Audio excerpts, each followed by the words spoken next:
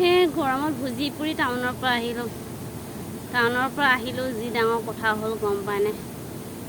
আহি থাকোঁতে যোনটো অটত মই উঠিছোঁ সেইটো অটতো এটা মানুহ এজনী উঠিলে। তাৰ দুজনী ছোৱালী আছিলে, জজিয়া নেকি নাজানো, দেখিব বৰ ধুনীয়া, মানে মাত নলগালে থাকিবলৈ নোৱাৰি। মই ছোৱালী দুজনী সুধিলোঁ, মইনাকেইটা নাম কি তোমাৰ? দুজনীয়ে নাই ক'লে, এনেকুৱা উত্তৰ দিলে। মোৰ খং উঠিছিলে, কিন্তু খং উঠি লাভ নাই। কেলৈ লাভ নাই? ছোৱালী দুজনীৰ নাম জানো নাজানো।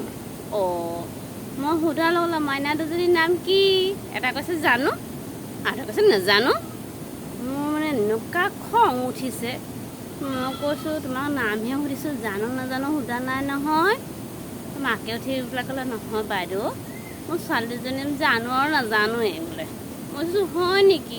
এনেকুৱা নক'ব, তোমালোকে নামটো ক'লে কওঁ মোৰ নাম জানো, আৰু তাই যদি কয় মোৰ নাম নাজানো, এনেকুৱা বুলি ক'ব। নহ'লে জানো নাজানো ক'লে কি ছোৱালীজনী কথা ক'ব নাজানে নেকি, বাপেকে নিশিকালে এনেকুৱা বুলি ভাবিব। মইতো ঘপককৈ সেইটোৱে বুলি ভাবিলোঁ। ছোৱালীজনী জজিয়া বুলি জানো নাজানো দিছে নেকি? জানো নাজানোৱে দিছোঁ। এইটো কেনেকুৱা নাম দিছে দেই।